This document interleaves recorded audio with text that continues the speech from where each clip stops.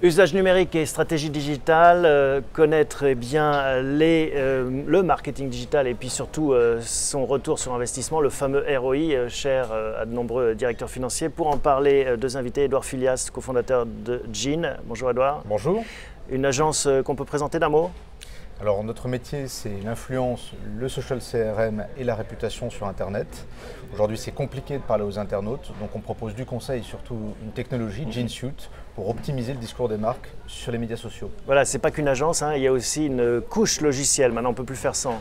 Absolument, la technologie, c'est devenu indispensable pour gérer la vitesse. Aujourd'hui, les gens veulent des réactions très rapides et le volume des commentaires et des expressions. À vos côtés, Julien Babin, bonjour. Bonjour. Cofondateur également de Keia, d'une autre agence, avec aussi une couche technologique. Tout à fait, deux activités. Une activité agence, on va gérer du lien sponsorisé, voilà, display, campagne YouTube, mobile, et Facebook. Et à côté de ça, une technologie qu'on a développée pour justement mesurer, maîtriser l'investissement de nos annonceurs.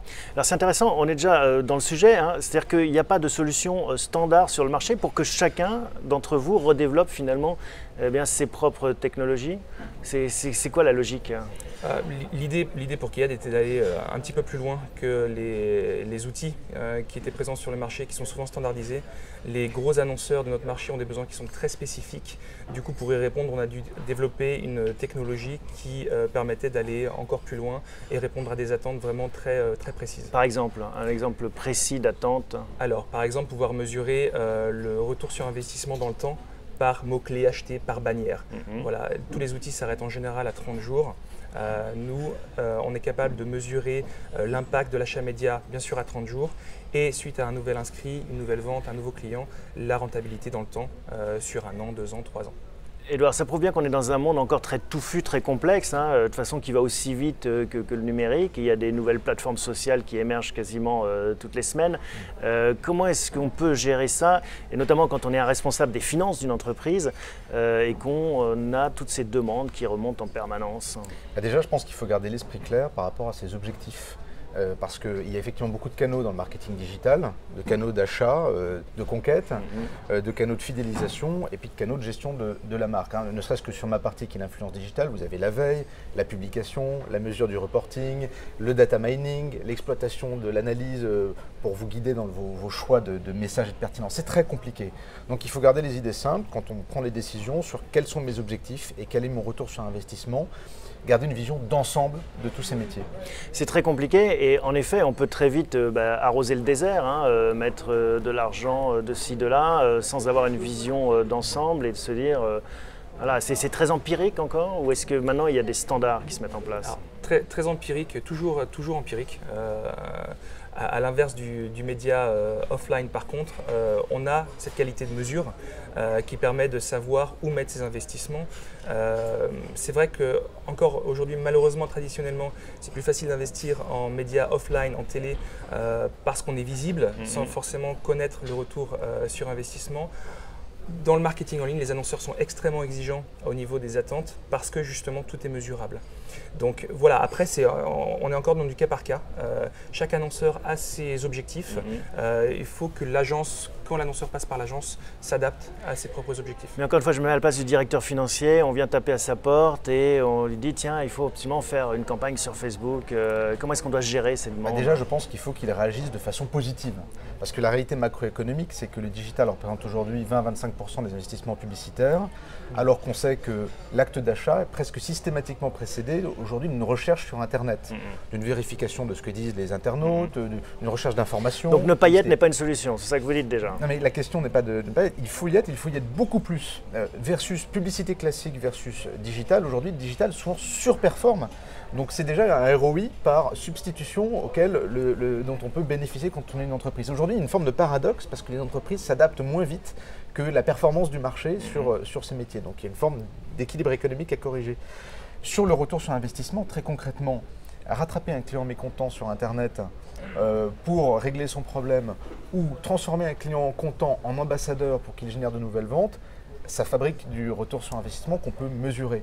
Et donc, il ne faut pas passer à côté de ce genre d'indicateur. Voilà, il y a tout un entonnoir, hein. Il y a la conquête, la fidélisation, la réputation au sens large. Comment est-ce qu'il faut aborder ces différents enjeux? Par exemple, la conquête, est-ce que... La conquête, si l'annonceur est e-marchand, tout va commencer par là. Donc c'est mettre en place un dispositif d'achat média pour recruter, acquérir de nouveaux clients. Ça se passe comme l'achat média traditionnel, c'est-à-dire qu'on réserve de l'espace Non, ça se passe différemment. En fait, le travail commence à partir du moment où on appuie sur le bouton. L'achat traditionnel, on va mettre en place un plan média, on va appuyer sur le bouton, la campagne va dérouler, on va mesurer les résultats à la fin, quand on peut mesurer les résultats, surtout en média donc offline.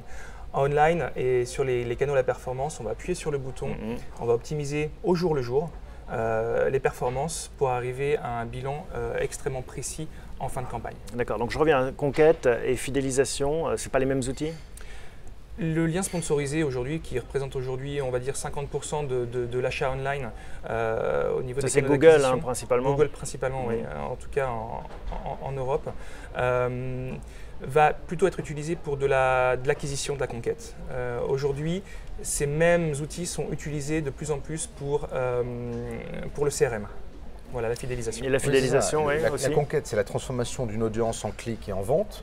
La fidélisation, c'est un client s'exprime sur ma page Facebook ou mon compte Twitter, sur un forum, un blog. Peut-être que ce blog est lu par des clients potentiels, des prospects. Quelles sont mes capacités, moi, à répondre aux questions qui se posent, à adresser ces critiques pour soit le garder, soit l'augmenter. Et donc, croiser les données venues du web avec les données du CRM, comprendre par exemple quand un internaute s'exprime, s'il est déjà dans notre base client, pour extrapoler le bénéfice qu'on a attiré d'une action qui consiste à lui répondre, voilà le retour sur investissement de la fidélisation.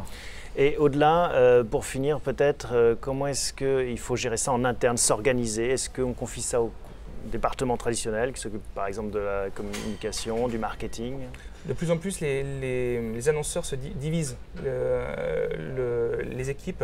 On va avoir une équipe communication, une équipe marketing, acquisition online qui est plus spécialisée sur ces sujets-là. Après, d'un annonceur à l'autre, encore une fois, on va avoir des dispositifs et des organisations différentes. L'exemple d'Air France, par exemple, dernièrement, Air France a créé une bulle en interne, une sorte de mini start-up avec des équipes dédiées qui vont piloter en grande autonomie tous les médias online. Pour acquérir et pour utiliser ces codes et cette culture qui n'est pas forcément la même que... Mais ça, c'est tout le problème de notre métier et je pense qu'on ne se rend pas service là-dessus, c'est que c'est un métier très technique sur lequel il faut dépasser la technique pour revenir sur les objectifs business. Et précisément parce qu'il y a beaucoup de canaux, parce qu'il y a beaucoup de calculs, parce qu'il y a beaucoup de spécialités, il faut prendre du recul. Et je crois beaucoup que le succès, par exemple, Google Analytics, c'est dû à ça, c'est-à-dire à cette capacité d'avoir un tableau de bord intégré. Et je pense que les marques désormais ne veulent pas avoir un tableau de bord pour le digital, un tableau de bord pour le... mais intégrer tout ça. Et je pense que c'est notre boulot d'entreprise digitale de faciliter ce travail. Merci à tous les deux en tout cas. Et puis on voit que c'est un marché qui ne cesse de se développer. Bon courage et bon vent pour vos entreprises. Merci. Merci beaucoup.